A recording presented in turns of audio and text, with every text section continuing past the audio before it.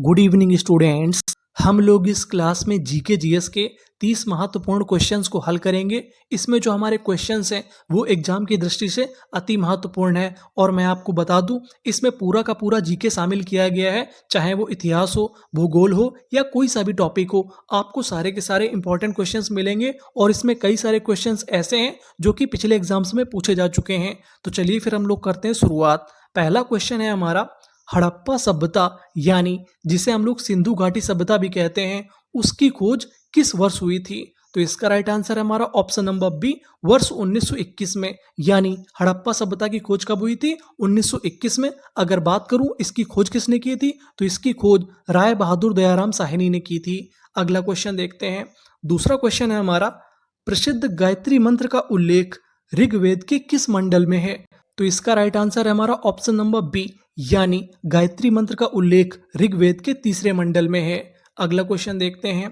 दिल्ली सल्तनत के किस सुल्तान ने लौह एवं रक्त नीति अपनाई थी? इल्तुतमिश, अलाउद्दीन खिलजी, गयासुद्दीन बलबन, मोहम्मद बिन तुगलक।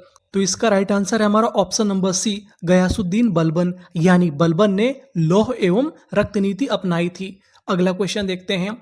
पानीपत का प्रथम युद्ध 1526 में जो हुआ था, किनके किनके बीच लड़ा गया था? तो इसका हमारा right answer option number A, यानी पानीपत का प्रथम युद्ध बाबर और इब्राहिम लोदी के बीच लड़ा गया था। अगला क्वेश्चन देखते हैं। 1857 के विद्रोह के समय भारत का गवर्नर जनरल कौन था? तो इसका राइट आंसर हमारा ऑप्शन नंबर बी, कैनिंग। यानी 1857 की क्रांति के समय जो गवर्नर था वो था कैनिंग। अगला क्वेश्चन देखते हैं। भारत की मुख्य भूमि का सबसे दक्षिणी बिंदु कौन सा है? Indira point, Cape Comorin, Kibithu, Indira col. तो इसका हमारा राइट आंसर है option number B, Cape Comorin. यानी कन्याकुमारी में जो पड़ता है ये हमारा सबसे दक्षिणतम बिंदु है। सातवां क्वेश्चन देखते हैं। निम्नलिखित में से किस नदी को दक्षिण भारत की गंगा कहा जाता है? तो इसका राइट आंसर है हमारा option number C, Kaveri. Kaveri नदी को दक्षिण भारत की गंगा कहा जाता है। उसका कारण है इस नदी की पवित्रता। अगला क्वेश्चन देखते हैं। विश्व की सबसे ऊंची जलप्रपात यानी वाटरफॉल एंजल फॉल्स किस देश में स्थित है? तो इसका राइट आंसर है हमारा ऑप्शन नंबर बी, वेनेजुएला। यानी जो एंजल्स फॉल्स है वो किस देश में स्थित है? वेनेजुएला में स्थित है। आगे चलते हैं। अब हमारा अगला क्वेश्चन है, सौर मंडल का सबसे गर्म ग्रह कौन सा है? यानी हॉटेस्ट प्लैनेट कौन सा है? तो इसका राइट आंसर है हमारा ऑप्शन नंबर बी, यानी जो शुक्र ग्रह है वो सौर मंडल का सबसे गर्म ग्रह है। अगला क्वेश्चन देखते हैं। भारत में सिल्वर फाइबर क्रांति का संबंध किससे है? तो इसका राइट आंसर हमारा ऑप्शन नंबर बी, कपास उत्पादन। यानी जो सिल्वर फाइबर क्रांति है इसका संबंध किससे है? कपास उत्पादन से है। अगला क्वेश्चन देखते हैं। भारतीय संविधान की प्रस्तावना में धर्मनिरपेक्ष और समाजवादी शब्द किस संविधान संशोधन द्वारा जोड़े गए थे? तो इसका राइट आंसर हमारा ऑप्शन नंबर बी, 42वां संविधान संशोधन, जो कि कब हुआ था? 1976 में। उसमें 3 शब्द जोड़े गए थे। कौन कौन से थे? धर्मनिरपेक्ष, समाजवादी और एक था अखंडता। आगे चलते हैं। अगला क्वेश्चन देखते हैं। भारत के मुख्य चुनाव आयुक्त की नियुक्ति कौन करता है? प्रधानमंत्री, राष्ट्रपति, मुख्य न्यायाधीश और लोकसभा अध्यक्ष। तो इसका राइट आंसर है हमारा ऑप्शन नंबर बी, भारत के राष्ट्रपति। यानी मुख्य चुनाव आयुक्त की नियुक्ति कौन करता है? भारत के राष्ट्रपति करते हैं। अगला क्वेश्चन देखते हैं। भारतीय संविधान का कौन सा अनुच्छेद समान नागरिक संहिता यानी यूसीसी यानी यूनिफॉर्म सिविल कोड से संबंधित है? तो इसका राइट आंसर हमारा ऑप्शन नंबर बी, अनुच्छेद 44। यानी जो संविधान का अनुच्छेद 44 है ये किससे संबंधित है? समान नागरिक संहिता यानी यूनिफॉर्म सिविल कोड। आगे चलते हैं। अगला क्वेश्चन देखते हैं। राज्यसभा का सदस्य बनने के लिए न्यूनतम आयु सीमा कितनी होनी चाहिए? यानी अगर आपको राज्यसभा का सांसद बनना है तो आपकी एज कितनी होनी चाहिए? तो इसका हमारा right answer option number B, 30 वर्ष। यानी अगर आपको सांसद बनना है राज्यसभा का तो आपकी एज कितनी होनी चाहिए? 30। अगर आपको लोकसभा का सांसद बनना है तो आपकी एज होनी चाहिए 25। आगे चलते हैं। अगला क्वेश्चन देखते हैं। किस अनुच्छेद के तहत भारत के सर्वोच्च न्यायालय को रिट जारी करने की शक्ति है? तो इसका राइट आंसर हमारा ऑप्शन नंबर ए, अनुच्छेद 32। यानी आर्टिकल 32 के तहत जो सुप्रीम कोर्ट है वो क्या जारी कर सकता है? रिट जारी कर सकता है। अगला क्वेश्चन देखते हैं। भारत में राष्ट्रीय आय यानी नेशनल इनकम का आकलन सबसे पहले किसने किया था?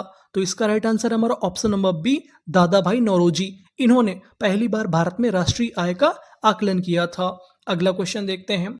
विश्व बैंक यानी वर्ल्ड बैंक का मुख्यालय कहाँ स्थित है? तो इसका राइट आंसर है हमारा option number C, Washington DC America. यानी वाशिंगटन डीसी में कौन सा मुख्यालय स्थित है? विश्व बैंक का मुख्यालय स्थित है। आगे चलते हैं। भारत में जीएसटी, जिसे हम लोग क्या बोलते हैं? वस्तु एवं सेवा कर, किस तारीख से लागू किया गया था? तो इसका राइट आंसर हमारा ऑप्शन नंबर बी, 1 जुलाई 2017 से जीएसटी भारत में लागू हो चुका था। अब हमारा 19वां क्वेश्चन है, छिपी हुई बेरोजगारी या प्रच्छन्न बेरोजगारी मुख्य रूप से किस क्षेत्र में पाई जाती है? सेवा क्षेत्र, निर्माण क्षेत्र, कृषि क्षेत्र या खनन क्षेत्र? तो इसका राइट आंसर हमारा ऑप्शन नंबर सी, यानी जो छिपी हुई बेरोजगारी होती है वो किस में पाई जाती है? कृषि क्षेत्र में, क्योंकि इसमें कई सारे ऐसे लोग लगे रहते हैं जिनकी उनमें जरूरत भी नहीं होती। अगला क्वेश्चन देखते हैं। बैंकरों का बैंक किसे कहा जाता है? तो इसका हमारा राइट आंसर है ऑप्शन नंबर बी, भारतीय रिजर्व बैंक यानी आरबीआई। आरबीआई को बैंकरों का बैंक कहते हैं। अगर बात करें इसकी स्थापना की, तो इसकी स्थापना 1935 में हुई थी। आगे चलते हैं, अगला क्वेश्चन देखते हैं। लाइसोसोम को कोशिका की आत्मघाती थैली क्यों कहा जाता है? तो इसका राइट आंसर है हमारा ऑप्शन नंबर बी, यानी जल अपघटकीय एंजाइमों की उपस्थिति के कारण इसे हम लोग क्या बोलते हैं? कोशिका की आत्मघाती थैली। आगे चलते हैं, अगला क्वेश्चन देखते हैं। रॉकेट का प्रक्षेपण न्यूटन के किस नियम पर आधारित है? यानी जो रॉकेट ऊपर जाता है उसमें कौन सा न्यूटन का नियम लगता है? तो इसका हमारा right answer option number C, तृतीय नियम। यानी जो गति का तृतीय नियम होता है, जिसे हम लोग बोलते हैं क्रिया प्रतिक्रिया का नियम, वो रॉकेट में हमारा लगता है। अगला क्वेश्चन देखते हैं। भारी जल, जिसे हम लोग हैवी वाटर भी कहते हैं, उसका रासायनिक नाम और सूत्र क्या है? तो इसका हमारा right answer option number A, deuterium oxide, यानी D2O को हम लोग क्या बोलते हैं? भारी जल। अगला क्वेश्चन देखते हैं। मानव शरीर में रक्त का थक्का यानी ब्लड क्लॉटिंग बनने में कौन सा विटामिन सहायक होता है? तो इसका राइट आंसर हमारा ऑप्शन नंबर डी, विटामिन के। यानी विटामिन के कारण ही हमारा जो खून है वो बहना बंद होता है। आगे चलते हैं, अगला क्वेश्चन देखते हैं। तारों का टिमटिमाना यानी ट्विंकलिंग ऑफ स्टार्स प्रकाश की किस परिघटना का परिणाम है?